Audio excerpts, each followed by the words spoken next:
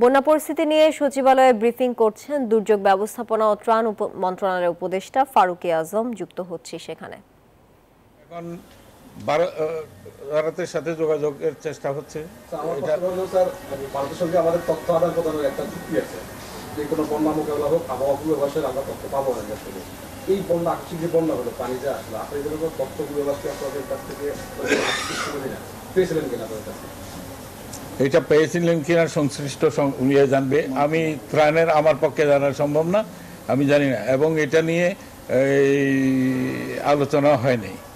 সুতরাং আজকে সম্ভবত ভারতের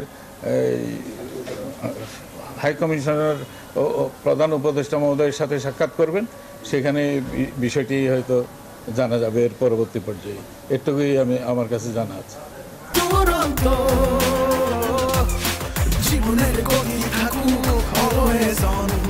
ধন্যবাদ।